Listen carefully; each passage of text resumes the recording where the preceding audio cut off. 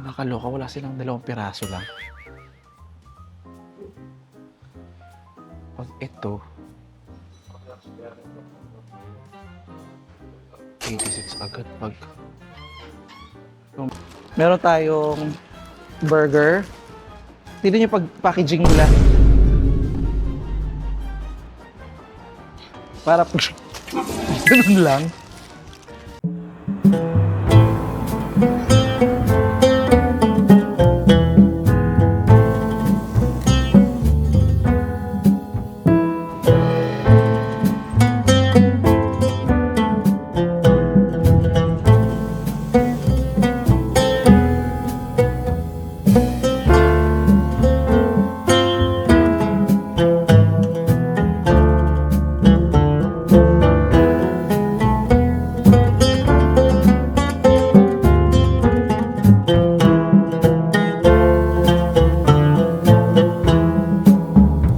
Los bienvenidos cantan con suspiros de amor.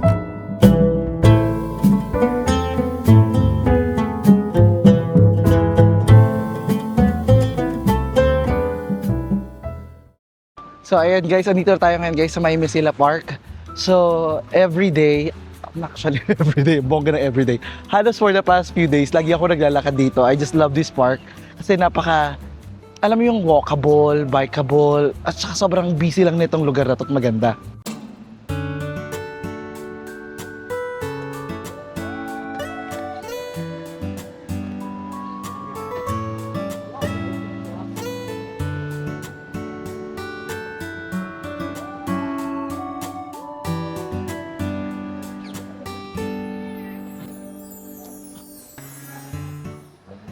So, I think ito yung Park Hatakana. Nakakatawa lang guys, kasi ang gusto nila dito, mahilig sila dito mag-cafe, no? Gusto ko rin makisit down, yung ganong kultura, very, very European. Yung maupo, mag-cafe, tas magpa-cute. Pwede ba magpakaturista muna ako guys? Sige, itong mga dinaanan ko today, dinaanan ko lang talaga. Gusto ko yung Park Hamasila. Ito sa itong Park Hatakana. Gusto ko to siyang balikan pa. Pero ngayon guys, medyo gutom talaga ako. I mean, may mga pagkain dito, may mga local food. Pero gusto ko kasi kumain KFC, the fries ng chicken. And maybe dumaan na rin sa kanilang McDonald's. Ewan ko. Sabi ng jowa ko, the amount of time that you're eating in KFC and McDonald's and you're publishing it, I think they should pay you. I demand already, nasa akin na yung FC sa KFC. Char. Ito guys, so ikutin natin to. Tingnan natin kung mamaya. For now, balikan natin yan, kain lang muna tayo. Anyway, dito naman kasi sa Tel Aviv, sobrang sarap maglakad-lakad, ang sarap mag-ikot-ikot, kasi napaka-peaceful ng lugar. Napakaganda, tahimik, at maganda talaga. Kung hindi ko nasabing maganda, maganda. Alam ko, nasabi ko, inulit ko lang. Tinetest ko lang kung nakikinig ka, be. Promise, maganda. And I'm back again dito sa may Mediterranean Sea. Woo! There, hindi pa dito.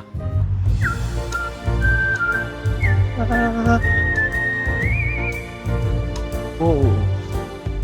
Yung vibe neto guys, na Tel Aviv, it's very Europe.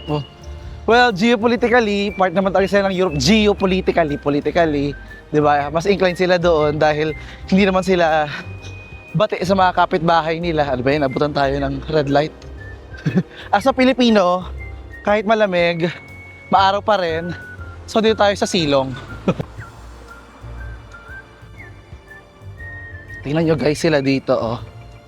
Ayan, sobrang ganda dito guys at nakakatuwa kasi sobrang peaceful.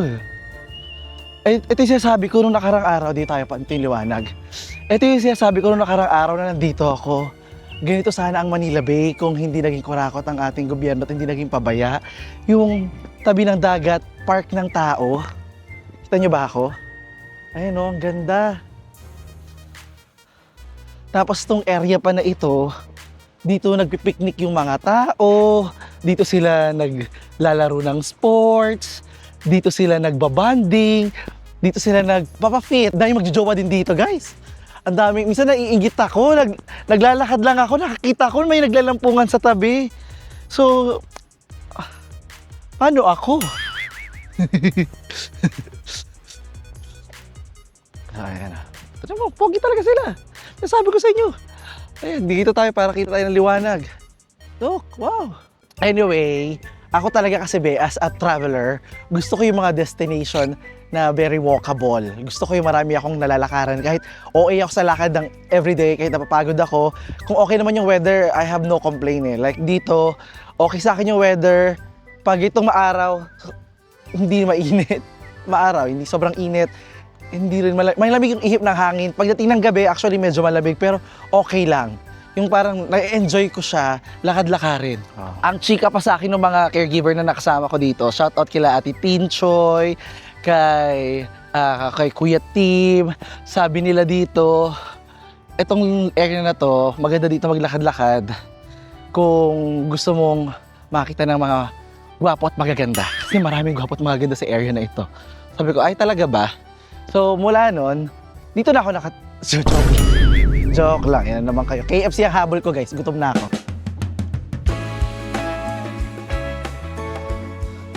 Ito guys, yung kanilang beach dito. Ayan. So, ang nakakatuwa kasi merong beach, tapos tong paikot talaga sa border, tong coastline is park. So, dito guys sa beach nila, pwede kayong mag-swim. Bawal. Ay, prohibited pala, hindi pala pwede mag-swimming. Sunbathing lang. Okay? Tapos naglaro-laro lang ng sports. Ayun, ang dami nagbibila dito guys, actually. At saka, feeling ko sa lamig. Bakit hindi kayo mag-swimming? Mag-ano lang kayo, lakad-lakad lang ganyan. Magpaano lang kayo, hashtag Vitamin C and Mediterranean Sea. Hi, how are you? Shalom. I don't speak. Maneshma Besider only. Maneshma Besider. Thank you. Bye-bye. Tada. So, sabi ko nga sa lalaki, ang alam ko lang, Shalom, Maneshma Besider. Maneshma is parang how are you? Besider is like I'm okay. We're learning. Sabi ko nga nung kinausap ko yung immigration dito, tinanong nila, meron ba akong research? Sabi ko, yes, pero hindi bongga. Dahil hindi naman ako gagawa ng thesis at dissertation dito. Magtutour lang ako. Tsaka pwede kong i-google on the spot yung mga bagay-bagay, di ba? Hindi ako dito titira. Ilang araw lang ako. Okay? Hindi kailangan todong pag-aaral. So, mamaya guys, pupunta tayo doon sa side na yon. Pero for now, doon muna tayo para kumain. Di ba? Actually, ang ganda ng weather. I like the weather today. Nagbaon pa ako actually guys ng isa pang coat just in case kasi nga lumalamig dito pagdating ng hapon. Pero knowing Francis, kaya ko naman tiisin kahit malamig. Diyos ko. Sabi ko nga sa inyo guys, dito maraming nagtakbuhan. Mga ganyang paandaran sila. So, maganda dito talagang mamomotivate ka talaga dito. Para mamotivate ka. Hala, tatakbo na, magpapapayat na din ako. Itutuloy ko na talaga yung aking New Year's resolution na hindi na ako kakain ng marami. Kakain pa lang ako ngayon. So ngayon is an exception. Okay, today is an exception.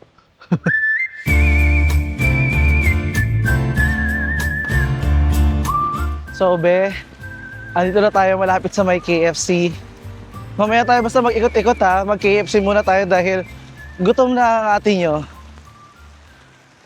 Pag ako, hindi pa nakakain, kakainin ko na sila. Order na tayo guys. Let's have some meals.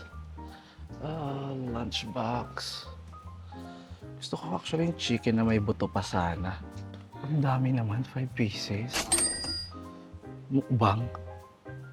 Nakakaloka, wala silang 2 piraso lang. Pag ito,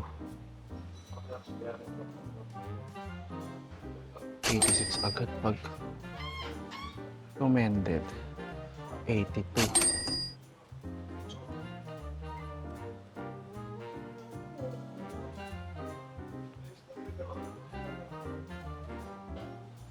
Ito na nga lang. Very chill ang kanilang KFC dito naman. Okay, 35. So, ito na guys yung ating KFC dito. Medyo underwhelming siya for 46 shekels. So, meron tayong burger. Tignan yung pag-packaging nila. Para ganun lang. Guys, wala namang customer. Hindi naman lang binalot ng maayos. Sa atin nakaayos na maayos to, di ba? Bakit ganito? Parang basura lang. Anyway, sa 46 na yon, meron tayong burger, meron tayong chicken strips, tsaka onion rings. Onion rings na lang binili ko, hindi na lang fries. Maiba lang. Di ba?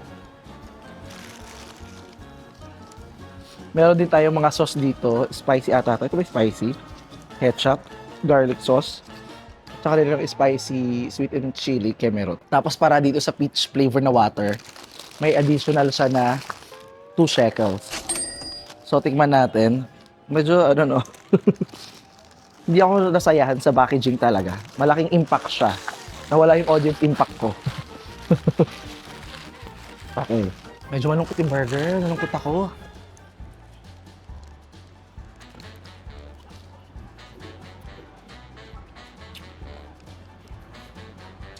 Ang konti ng mayonnaise, sobrang dry. Konti lang yung mayonnaise, yan lang. Siguro masama yung gising nung nasa kusina ngayon. Itong mga kalapati nila dito, makukulit din. Huy! Malapit talaga. Sobrang dry.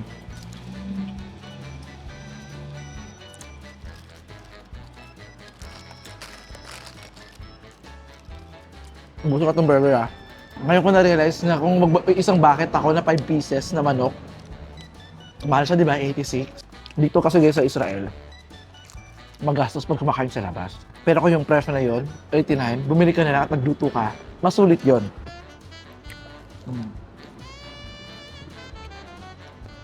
Mas yung mga taga dito mismo, mga lokal. May sila may kumain sa labas. At saka para sa in-order kong spicy walang ka-spicy. Knowing na hindi mataas yung tolerance sa anghang.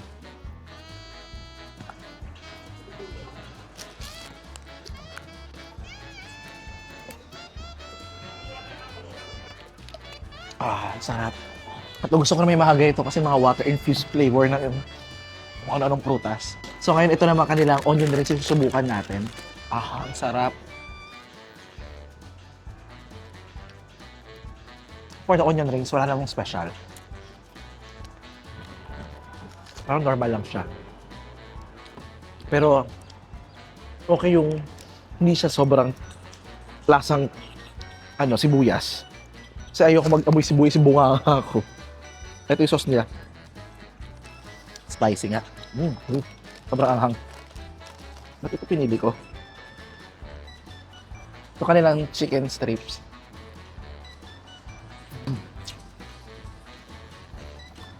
Ang hang.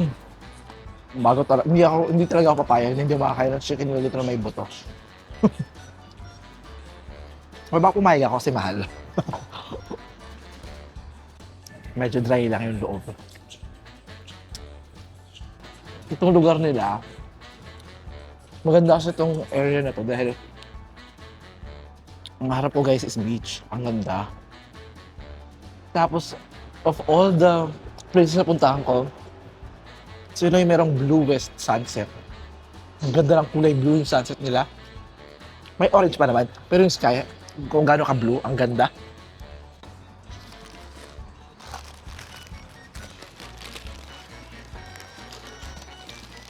Yung in-order ko naman, mukha lang siyang onte, pero nakakabusog naman siya. Siguro sabi lang ng sikmura ko, kailangan mo mabusog kasi medyo mahal dito. Diba? Onting kain lang dapat yung mabubusog ka. Tingnan natin for today's video, gaano kamahal ang magagastos natin in just one day sa Tel Aviv as a tourist.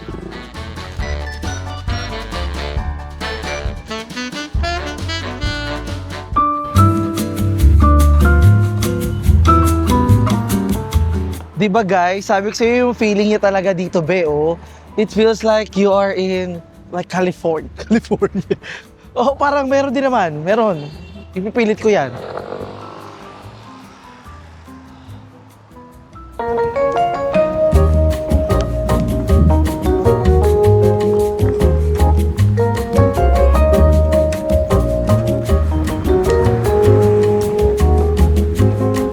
So ngayon guys, ito, maglalakad tayo. Papunta naman tayo ngayon dun sa may Jaffa. Filipino talaga. Jaffa. Sa kanilang old port. So, pupunta nating area, it's more historic at saka it's something special. Diba? Para, ito masyadong city at masyadong modern tong area natin dito. Let's go there. Ito naman guys, yung kanila ditong panlaban sa Muscle Beach ng bongga, plakado. Wow. So ito guys yung panlaban nila doon sa Muscle Beach ng California. Bongga naman. Bongga. Ang dami rin dito guys. Mga palaban yung kanilang katawan. Mga pang pageant din talaga. Babae at lalaki, panglaban. Diyos ko. Ay, naku, kung nakikita nyo na yung mga nakikita ko. Kita nyo yung dumaan na yun. Ay, naku. Ang daming ganon. Hindi kasi nag-KFC kaya ang gaganda ng katawan nila.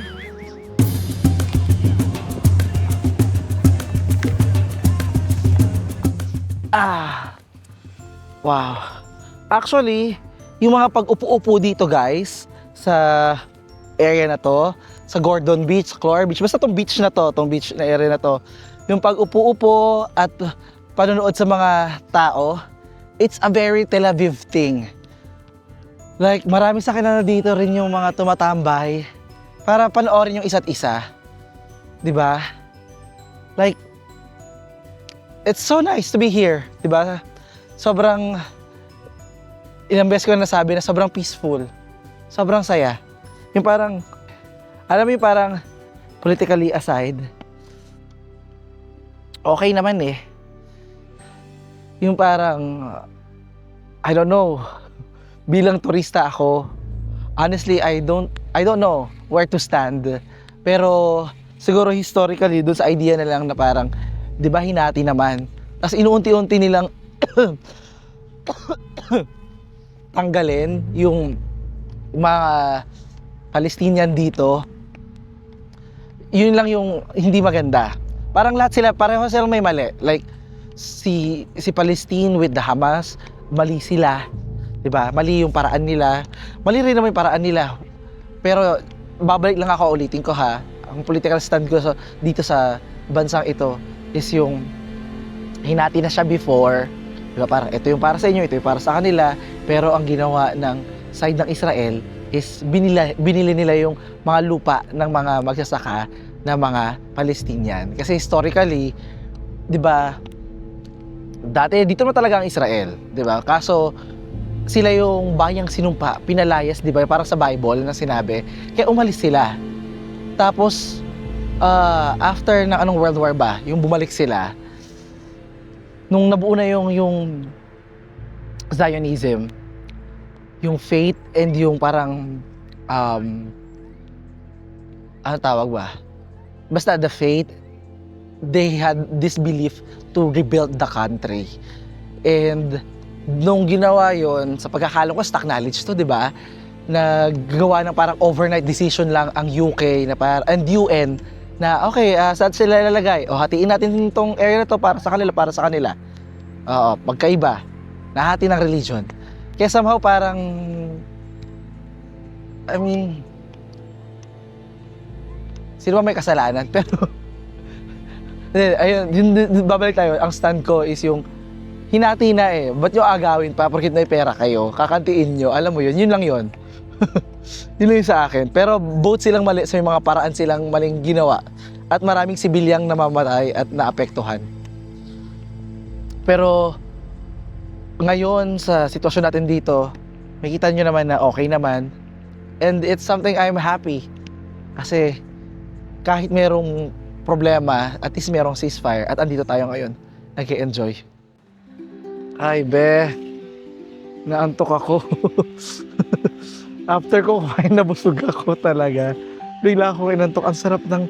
Tapos yung init, yung ihip ng hangin na malamig, ang sarap. Tapos sabi ko nga, ang sarap ng feeling maglakad sa bansa na you feel safe, yung walang lalapit sa'yo at nangungulit na, oh, bili ka naman ito, bili ka naman yan, ito na, ate, kuya, mga ganun. Walang nangungulit. Napakaganda sa peace of mind.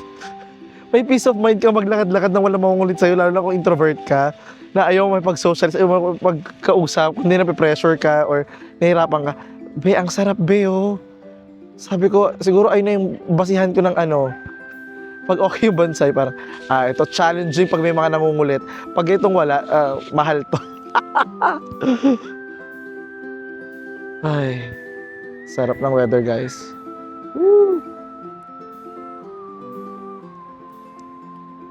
Sobrang blue ng sky, napakagandang araw talaga.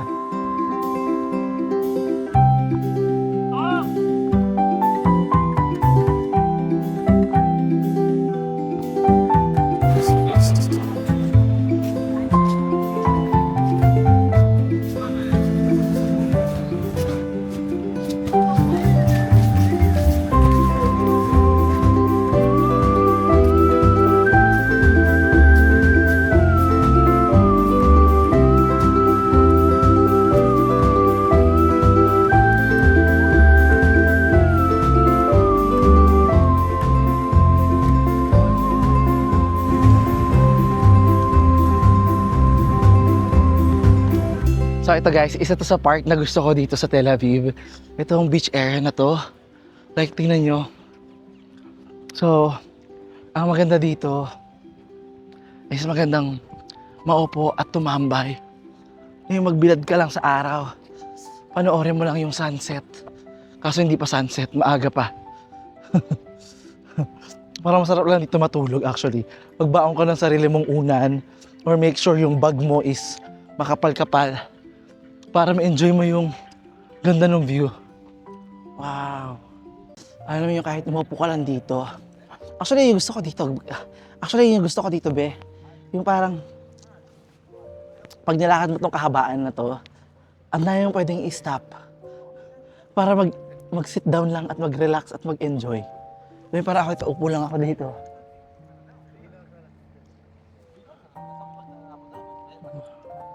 Tingin ka sa lugar, appreciate mo lang yung lugar, be.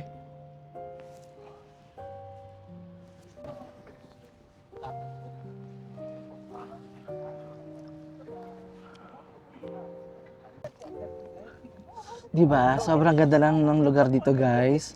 Ang ganda ng dagat. At ng kanilang breakwater dito. Payapa lang talaga. Ay, yung impression ko talaga. Hindi siya yung ina-expect ko na parang nakakatakot. Na sabi ng mama ko, mag-ingat ka dyan. I feel very safe.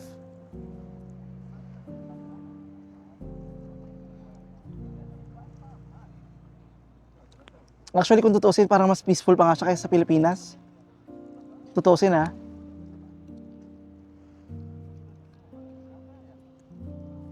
Di ba wala kayong marinig na sobrang hindi mo maramdaman yung magulo at maingay na mundo?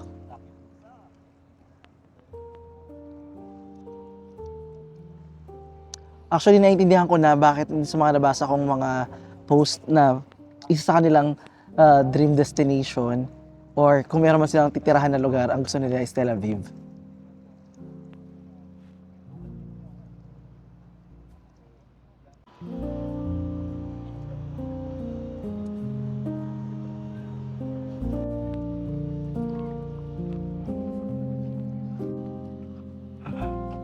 Nakikita niyo ba sobrang daming kalapate yan dyan? Tapos dito guys, meron pa sila ditong ano, ayan oh. Ano ng skateboard area. Hindi ko alam anong tawag sa ganyan eh. At guys, halos feeling ko, hindi ko alam pero feeling ko naabot ko na tong dulo. Nakikita niyo ba yung mga building dun sa dulo? Galing pa ako doon. Ang layo nito. Hindi ko alam ilang kilometro, pero Francis on editing, pakilagay ilan. Layo, di ba? Kaya, kahit malayo siya, mag-enjoy ka kasi guys, maganda. Alam nyo na, di ba? Tapos, peaceful, be. Di ba? Mag-enjoy ka, maganda yung weather, maganda maraming tao, maganda sila. Pogi. Daan muna tayo dito sa may clock tower nila. Tapos bumili tayo ng maiinom or tumambay tayo. Para mas mura yung bumili ng maiinom kaysa sa tumambay sa cafe. Diba? Hindi pa naman ako ganun kagutom, uhaw lang ako. Pansin ko rin these days, dehydrated ako dahil hindi ako nakakainom ng maayos.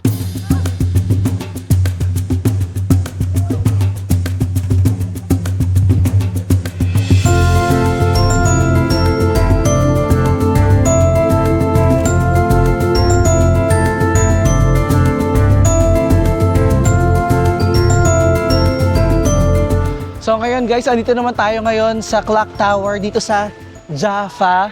And itong tower na to, itinayo pa to noong 1906 nung sinakop itong lugar na to ng Ottoman Empire or nung mga Turkish or Turks. So ngayon guys, magpapatuloy tayo sa paglalakad at mag-ikot-ikot na tayo dito. Baka kumain muna ako again. Ikutin na lang muna itong kanilang old town kasi ang sabi, once you go here, you feel like, oh, it feels something special. Like old town nga kasi. So hindi siya mga bago. Old.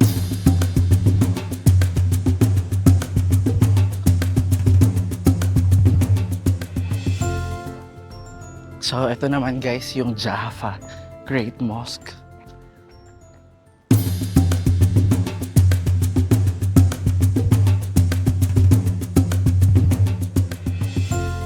So guys, buo na ang aking desisyon. Bibili muna ako dito ng something bago tayo tumambay sa cafe, ganyan. Para hindi muna tayo gastos na gastos.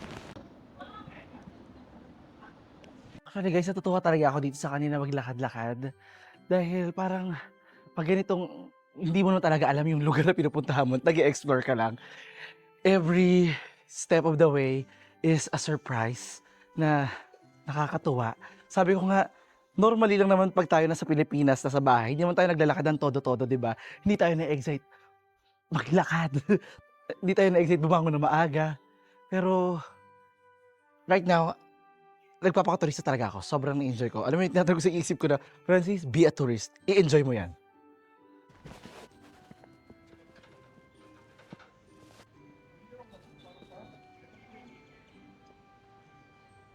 Eto guys, itong area na nilalakaran ko, nabasa ko dyan sa may Ruslan Street. Ito pala yung dati nung mga early 19th century na pag pupunta dito yung mga Jews dyan kinukulong para, or let's say holding, di ba? Holding air. Kinukulong, detained, ganyan. Para ma-verify muna kung meron silang enough papers like visas, kung tatanggapin ba sila or ibabalik sa ibibigay sila, tatanggapin sila ng nagulo na ako sinabi ko. Diyan sila i-hold bago ma-verify kung meron silang enough documents or wala, kung makapasok sila or tatanggapin ba sila ng Jewish community. Ayan guys, yung kabaan na nilakad natin. Ganda, di ba?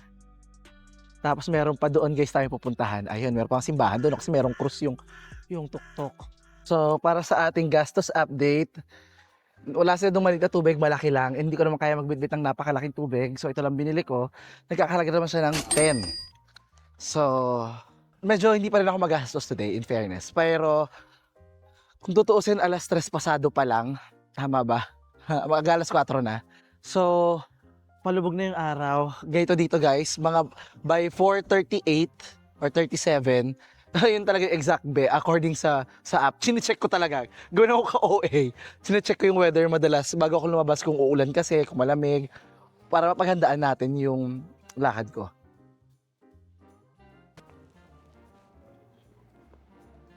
Andito na tayo ngayon, be, sa may Jaffa Fort. Jaffa Port, Francis. Port. Jaffa Port na tayo, guys. Wow. Ang fairness, mukhang happy tong lugar na to. Parang masaya dito. Malayo pa, narinig ko na yung pa-music nila eh. Pero in terms, nakakatawa paano maging magkatabi yung mga religious building. ng Muslim, tas Katoliko.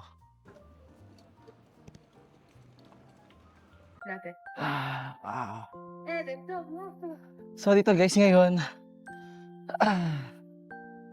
hindi tayo sa Old Jaffa. Actually nakakatawa dahil sort of, to be honest, ito yung mga in-expect kong idea ng Israel. Yung mga brick-brick na mga bahay, mga bato-bato, stone wall, mga ganyan. 'Di ba? Actually, be, itong Jaffa, nabanggit din tong ilang beses sa Bible. Parang ito yung pinaka-port papuntang Jerusalem. Kung naaalala nyo, kung narinig nyo, kung hindi, at least narinig nyo na sa akin. Kung dati, parang port talaga to. Ngayon, pangalan na lang yung pagiging port niya. Ngayon, itong Jaffa Port Bay is more on fishing. Ano na lang siya. Dito na nangingisda yung mga tao. Meron ka dyan sa around this area, may maraming mga nangingisda. Tsaka marami ditong cafe, mga bar, mga gallery, museums, mga ganon. Very pang tourist. Very.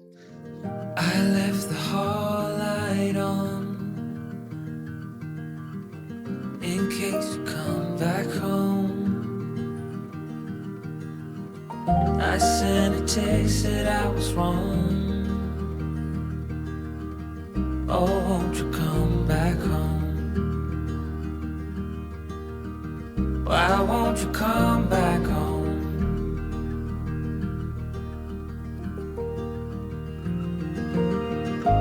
I've been sleeping with the light on dim.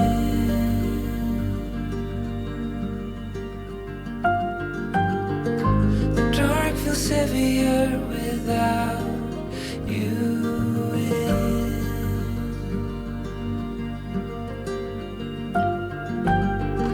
And every chord I strike cries your name. Won't you come back home again?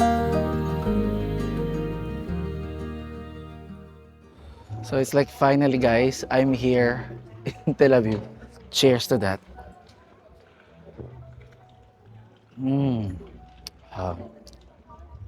Ang laki ng beer. Actually, akala ko maliit lang. Pero ilaban natin to. Я постараюсь.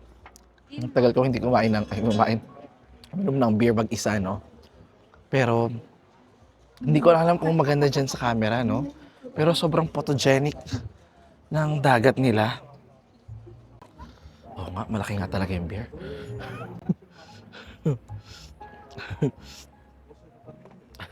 Tinitingnan ko yung alak nung mga nasa likod ko. Kung pareho ba kami. Kaya pala kanina parang onti lang kasi kalahati na yung iniinom nila. Taas pala na ito. Huwag naman kayo mag-alala. Dahil sabi ko nga, very safe itong bansa nila. At feel ko yung pagiging safe talaga niya. So ngayon, actually, pwede mo na kumain talaga sa labas. Like, deserve ko naman, kaya ko naman. Pero, hindi ko alam, no, mas these days, nagiging medyo practical ako. Parang, nagluto kasi ako guys ng alio-olio sa bahay. Sa tinutuluyan ko ngayon. So, why ako gagastos? Why ako? Konyo. Bea, 2 sip pa lang, konyo agad. Bakit ako gagastos sa napakamahal? Kung pwede naman yung mura. I mean, for the experience, okay. Pero, kung just to say na, gumastos. Parang, kailangan, I want to be a role model for that. Na parang, kailangan ba? Gusto ba? Yung parang, pwede namang hindi, di ba? Parang, okay lang naman eh. So, kung hindi naman super kailangan kumain sa labas, let's eat in. Para makatipid tayo. Kasi, sabi ko nga una sa lahat, mahal ang Tel Aviv. Pangalawa, kailangan natin magkaroon ng development, ng growth. Diba? Character development. Ikaw ba, be? Wala ka bang pagbabago sa buhay mo? Like, sige, sabihin natin, hindi na to yung sahod natin pare-pareho lang, hindi lumalaki, di ba? Pero yung personality natin, yung character natin, nagbabago ba?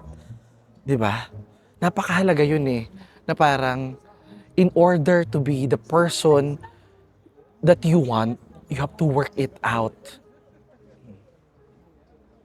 Ito palang naiinom, ganyan ang usapan.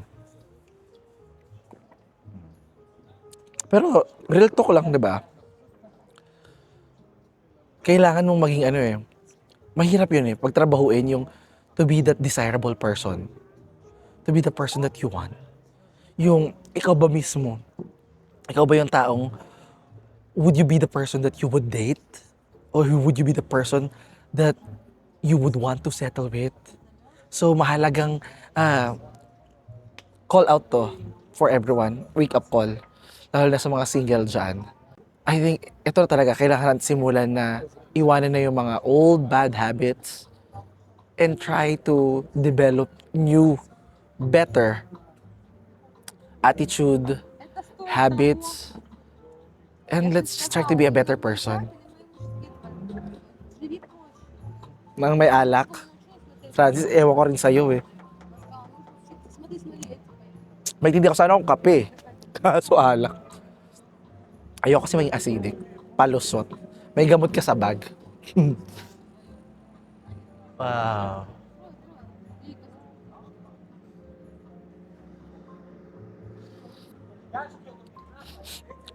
Actually dito guys, ang manasarap ko puro magkakapares. Ako lang yung mag-isa. Ako at saka yung camera ko yung kasama ko. Ganyan, laban ko. Pero dead ma. Like sometimes you have to embrace your solitude. Yung pag-iisa mo, kailangan mo siyang embrace. Kailangan maging komportable ka at makaya mo. Yung tipo na you're be very strong na just by yourself, you feel enough. Question, when was the last time you felt enough? Na somehow you felt like, I'm okay with being me. Like, we're improving ourselves, no? But we're happy and contented of who we are while working towards who we want to be. Kasi minsan nakukulong tayo sa idea na parang, ito kasi gusto natin eh. And minsan, we get too depressed. Alam mo yun, mahalaga kasi na parang, in every step of the way, you enjoy it. Gusto mo yun. Gusto mo yung sarili mo, gusto mo yung ginagawa mo. Kasi mahirap yung, doon nagkakaroon ng ano eh, comparison, na parang, you have to choose yourself. Ewan ko kung nag-make sense ako dito. Onti pa lang naiinom natin. Wala pang kalahati. So, on that note, siguro be, magmo-moment muna ako at iinumin ko ito. And mamaya, tingnan natin saan ako dadalhin ng aking dalawang maliliit, petit, mabango, malinis na mga paa. Daming adjective, paa lang naman.